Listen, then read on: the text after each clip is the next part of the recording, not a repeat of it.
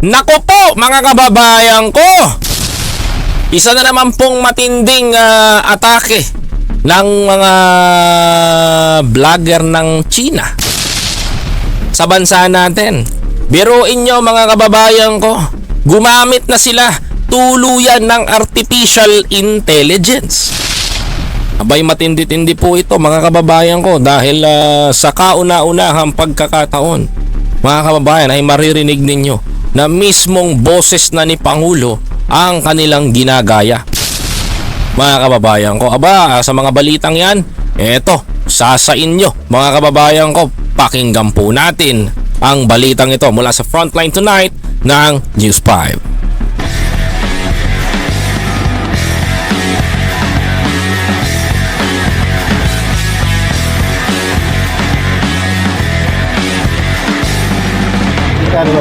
Magkano sir? Ang alin? Ang alin? Ang alin? Walang binabayad sa amin dito. May piso. Wala. Tinutugis na ng mga operatiba ang nasa likod ng mga naglipa ng pineking video kung saan pilit ginagaya ang boses ni Pangulong Bongbong Marcos. Ayan, mga kababayan ko, pineking boses ni Marcos Jr., mga kababayan ko. Talaga naman nakakabahala to mga kababayan ko. Baka mamaya yung mga mengi-menging Pilipino,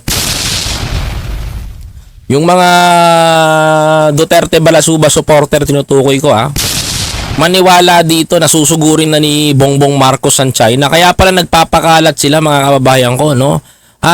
Gera ang hinahanap ni BBM. Gera ang gusto niyang mangyari. Naaalala nyo ba yon? Kaya nagpapakalat si Haring Cookie, di ba? Si Bokeke. O, di ba? Yung pinapakalat nila ngayon, mga kababayan ko, pinapaputok yan ngayon. Yung mga issue na yan, na gera ang bongga, gera ang gusto. Kasi mga kababayan ko, they are prepared ng pang-demolition kagad kay Pangulo. Bakit, mga kababayan? Ito po, nakakabahala po ito dahil hindi lang po ito basta-basta. National security na po natin ang tinataya po nito. Hindi po basta-basta yung content na nilalabas ng mga China vlogger. Nagmula ito kay Kayamad TV. I know it because Kayamad TV is a DDS vlogger, mga kababayan ko. Ngayon, burado na yung account niya, mga kababayan. Ang bilis, di ba? Pero, ang ginawa niya kasi, gumawa siya ng AI, mga kababayan ko, na nagsasabi si PBBM daw ay sugurin na daw ang China, gumanti na daw. Naku, mahirap yun. Pakinggan natin. Babala ng mga otoridad, may kalalagyan ang mga nagpapakalat ng maling impormasyon na dinadamay pa ang Pangulo. Ayan, si Maharlika, si Harry Roque.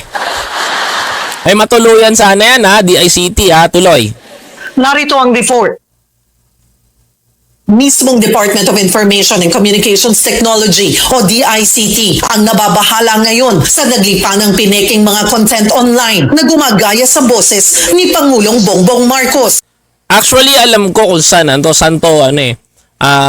ginawa ko na to once mga kababayan ko Kasi meron talagang AI voice na pwede siyang makontrol yung boses ni Pangulo. Teka nga, check ko nga. Ito,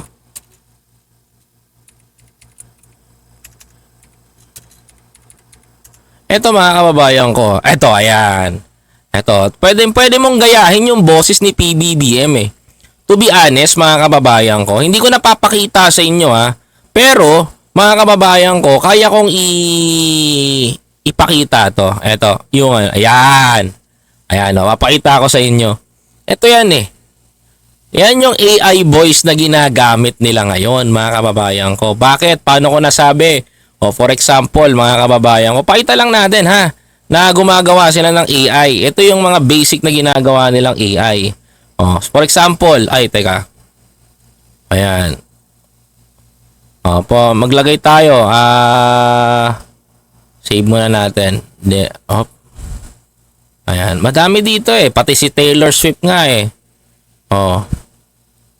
For example, ayan BBM. Pwede nilang gayahin. Napakarami nito, mga kababayan ko.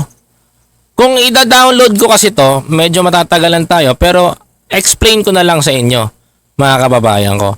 Nakakatakot po ito, ha? Nakakatakot po ito, mga kapatid. Nakakatakot po ito. For example, teka lang. Tanggalin ko muna dito. Subukan natin. May papakita ko sa inyo, subukan natin siya, ha? Subukan natin to. Ayan. Subukan natin siyang paganahin. Subukan natin siyang ipakita sa taong bayan kung papaano yung AI na yon. Actually, nagawa ko na to. Alam ko nasubukan ko na to eh. Subukan natin mga kababayan ko Subukan natin siya. Tapos, magpe-play ako dito sa inyo. Pag nagawa natin, magpe-play ako dito ng boses. Pagbabanggit ako ng pangalan, isa sa inyo. Subukan natin. Na kapangalan, kaboses, kung paano nila ginagawa to. Okay? Okay ba yun sa inyo? Okay, sige. Sige. Ano natin? Okay. Subukan lang natin Subukan lang natin to. Okay. Hindi naman natin to for public purposes lang. Para sabihin lang sa taong bayan na meron pong ganito. Na baka sabihin nyo, ay hindi naman hindi naman nag-ano yan kasi meron namang Pero papakita ko sa inyo para malaman natin. Mga kababayan ko, di ba? Saan ba yung search dito? Ito yung Bongbong Marcos AI. Ito. Ayan, papakita para makita lang ng taong bayan natin, no? Gusto ko lang malaman ninyo meron pong ganito. For example, magandang umaga sa'yo Lily Ragasa at Ginang Magawa tayo Ginang Carmen. Ayan, subukan natin. Boses to ni PBBM, masusubukan natin mga kababayan ko. Pakita natin sa taong bayan. Hindi tayo kasi ganito yung ginagawa nila ngayon eh. Pakita ko. Sana magawa natin, no? Ito, ayan. Boses ni Umaga sa'yo, Lily Ragasa at ayan, ayan. Ito mga kababayan ko boses ni Pangulong Bongbong Marcos. Ganito po nila dinadaya yung AI voice. For example, hindi ko naayusin yung pitch. Pe-play ko. Kinang Carmen. Ano sabi daw? Magandang umaga sa'yo, Lily Ragasa at Kinang Carmen. Mga kababayan ko, this is AI. Mga kababayan ko. To be honest, play na, download ko pa para masaya. Magandang umaga sa'yo, Lily Ragasa at Kinang Carmen. Dagdagan pa natin. Ginang Carmen, Ginang, lagyan natin dito. Ginang Percy Castillo. Sino pa? Salamat. Salamat sa inyong suporta. Suporta mga loyalista. Ayan, sige. Play na para makita ninyo mga kababayan ko na seryoso itong ginagawa nilang demolition, mga kababayan ko. Because lahat ng bagay ngayon ay nagagamit na ng AI intelligent. Napakalupit na po. Pulitin natin Magandang umaga sa'yo, Lily Ragasa at Kinang Carmen. Sunod. Magandang umaga sa'yo, Lily Ragasa at Ginang Carmen, Team Percy Castillo. Salamat sa inyong suporta, mga loyalista. Mga kababayan ko, anong masasabi nyo ngayon? Di ba? Kayang-kaya na gawin yan. Naririnig nyo naman, di ba? Yan po yung ginagamit ngayon. Ngayon, ang panawagan ko po sa DICT, calling attention sa ating mga magagaling na IT expert, no, sa DICT. Pwede nyo po bang iban itong boses ng ating Pangulo? Because alam ko po in 100% yan si Kayamad TV dito po kumukuha. No? Sana po iban po ito. Itong application na to, itong website na to, at ipatanggal po natin yung boses po ng ating Pangulo. Even President Duterte, Gloria Arroyo, andi dito po ang kanilang boses. Imagine ninyo low pitch tayo. Magandang umaga sa'yo, Lily Ragasa at Ginang Carmen, Team Percy Castillo. Salamat sa inyong suporta, mga loyalista. Imagine niyo ha. Lily Regasa at Ginang Carmen, Team Percy Castillo, salamat sa inyong suporta, mga loyalista. Oh, subukan natin si Ma'am Jessie G. Oh, ito sinabi ni Ma'am Jessie G dito. Patong natin. Ayan, oh. Patong natin yung sinabi ni Ma'am Jessie G. Oh, ayan. Oh, sige, para makita ninyo, pinatong ko pa, ha, mga kababayan ko, kasi threat na po ito, lalong-lalo na sa kapakanan ng ating presidente, mga kababayan ko. No? Tingnan niyo mabuti. Oh, yung sinabi ni Ma'am Jessie G na nakakatakot talaga, nakakatakot talaga. Yung sinabi niya dito, teka lang, nakakatakot talaga, biruin mo kapwa Pilipino, sinisira at napapahamak ang kapwa Pilipino nila. Pakinggan niyo po mabuti. Oh. Maganda umaga sa iyo, Lily Regasa at Ginang Carmen Ging Percy Castillo. Salamat sa inyong suporta, mga loyalista, nakakatakot talaga. Piluin mo, kapwa Pilipino ang sisira at nagpapahamak sa kapwa Pilipino nila. Nakakalungkot naman. Imagine niyo yan, mga kababayan ko. Oh. Now, mga kababayan ko, kaya ng i-penetrate kahit ang boses ng Pangulo. I will not post this application or kit ng AI, mga kababayan ko, dahil aabusuhin po ito ng taong bayan. Now, nilabas ko po ito sa inyo. Isa lang po yan sa magiging bala ko kapag dumating at nilabas yung sinasabi nilang AI pulburon. Subalit inunahan na nila kagad ang mga patampik-tampik ng ganito. Well, tatapusin natin yan.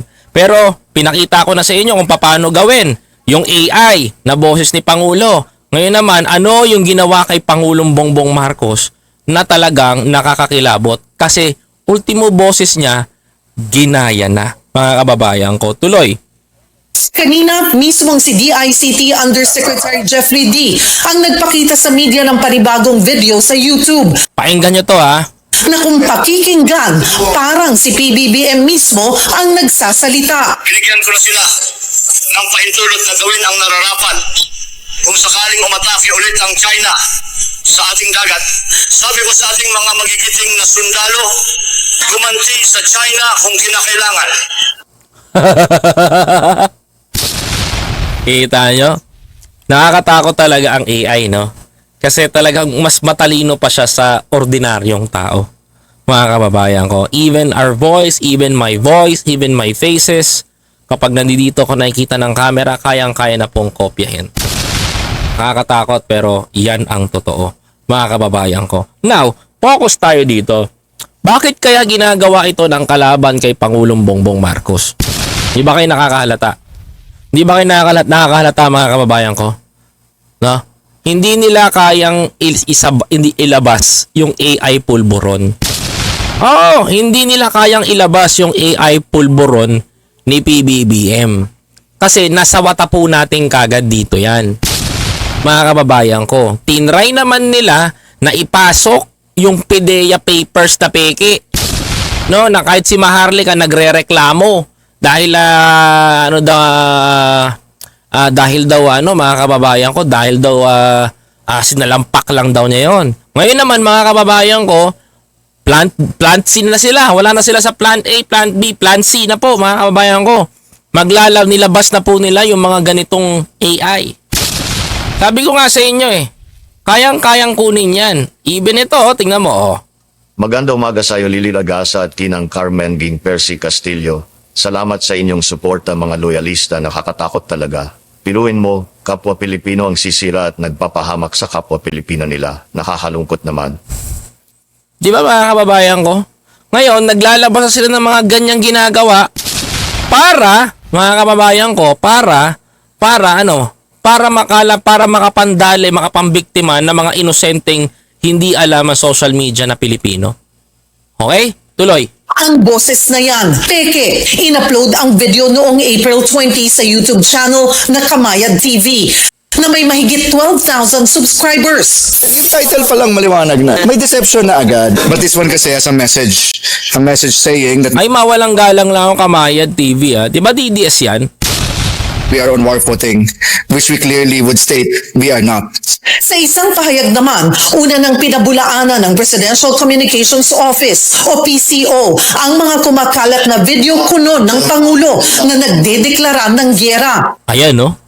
Imagine niyo, nakakatakot yan na national threat yan. Mga kababayan ko, dahil ultimo, boses na ng presidente natin ang kinokopya at sinasabi na magdideklara ng gera. Paano kung tulok-tulok yung mga DBS vlogger, kagatin yan. Tapos sabi, magdideklara ng gera si Marcos Jr. Eto na, magagawa na ganito. Diba? Nakakatakot, diba? Hindi po basta-basta yon. Tama ba ako? Grabe, no? Tuloy natin. Paglilinaw ng PCO, walang ganyang direktiba ang Pangulo. Deepfake lang daw ang mga ito. Correct. Na minanipula lang sa pamamagitan ng Artificial Intelligence o AI. Kaya ang DICT nakikipag-ugnayan na sa YouTube para mabura ang video. Actually, si Kamayad TV, pag ginanap niya yan, wala na. Burado na. In fairness to our platform, no? Mabait si YouTube eh. Pagmunawa si YouTube. Pero mga kababayan ko, YouTube eh, hindi ka patatawarin niya pag may gawa kang pagkakamali. Mga kababayan ko, yan sila. Kaya maraming salamat sa YouTube and sa Google Philippines. Thank you very much po sa inyo for deleting or shadow ban sa mga channel na katulad po niyan. Thank you po. Dito mo makakalata na mukhang hindi lang siya, there seems to be a pattern no, of trying to make this news persistent. Tingin naman ng National Security Council o NSC, Sabi ng mga taga-NSC, may kaugnayan sa balikatan exercises ng Pilipinas at Amerika ang paglitaw ng mga deepfake video. oo, may certain na pagkakaano. Kasi mayroong balikatan tapos ang issue is gerahin, sumagot. Parang ang utos ng presidente, sumagot yung mga sundalo sa pambabasa ng China, which is kaya nga natin na kaya naman talaga natin sumagot sa pambabasa nila eh. Kaso nga lang mga kababayan ko, pero hindi sa ganung paraan tayo gaganti. 'Di ba? Tuloy. They think that these balikatan exercises as a prelude to war, kaya may mga deepfake videos na lumalabas. Lahat po ito seeks to manipulate the information environment. Nakatakda ng imbestigahan ng Philippine National Police at National Bureau of Investigation ang mga deepfake video. Nako, ang dami pala mga.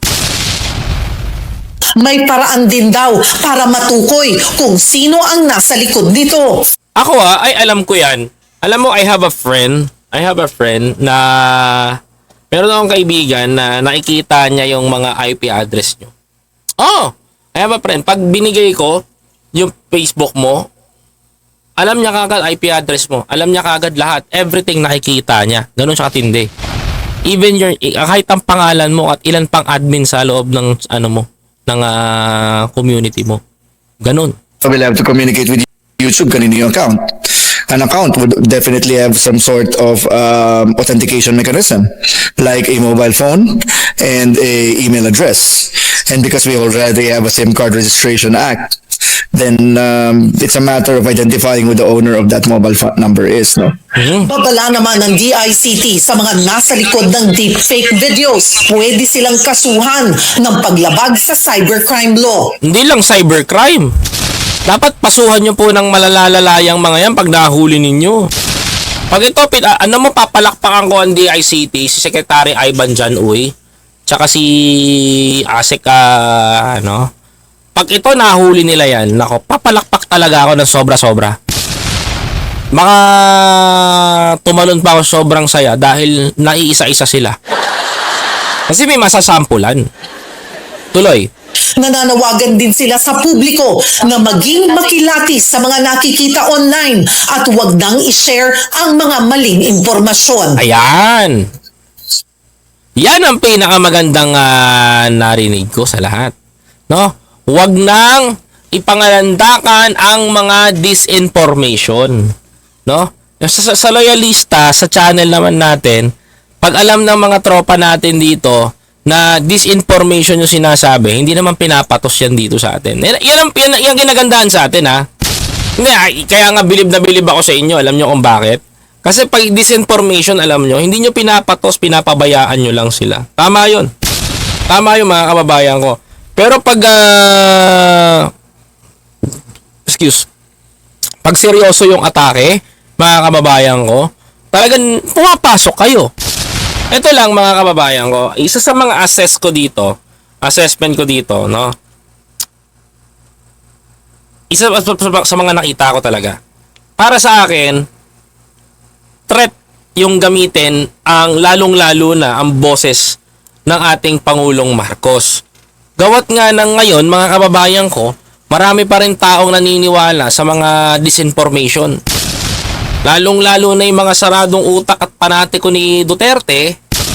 Baka mamaya maniwala yung mga yan, yung mga sundalo nga naman, sinabi daw ni Marcos, paniwalaan yung AI. Mga kababayan ko, baka nga mamaya sumugod doon. Diba? Baka mamaya gawin na yan. Nakakatakot po. Alam niyo sa panahon natin ngayon, napaka-high-tech na po ng bansa natin, napaka-high-tech na po ng mga gamit, napaka-high-tech na po lahat. Even ang cellphones natin, dati di keypad, ngayon di touchscreen. Yung di touchscreen ngayon meron ng di flip. Mga kababayan ko, ngayon naman mga kababayan ko, meron na pong virtual. Di ba? Napakalulupit na po ng panahon ngayon. Kaya nothing's impossible kahit na ang boses ng Pangulong Bongbong Marcos kaya nilang gayahin, sisiw na sisiw. Kaya payo ko po sa lahat ng mga kababayan po natin, no? Pinakita ko po sa inyo kung paano po ginagawa yun. Pinakita ko po sa inyo. Kaya masasabi ko po dito, lahat ng sinabi ni Kayamad TV ay sinungaling at walang katotohanan. Peke, ika nga nila. Fake news peddling. Sa mga hindi po nakakaalam, yan si Kayamad TV ay DDS vlogger po. Kaya nasa kampo nyo nang galing yan mga DDS ha. Bago pa po mabura yung channel niya ngayon, puro Duterte po ang pinag-uusapan dun. No? Puro Duterte po ang pinag-uusapan dun. Puro pagpapapogi ni Digong. Kaya mag-isip-isip kayo dahil hindi lahat na nakikita na sa social media ay tama. Even kami nagkakamali rin pero meron sa napapack-check man po kami. Tinatama naman po namin yung aming pagkakamali. Unlike doon mga kababayan ko, lantaran na nga ang pagkakamali, ginaya pa yung boses para lang may mapanood ang mga, alam nyo na, mga taga-suporta nila.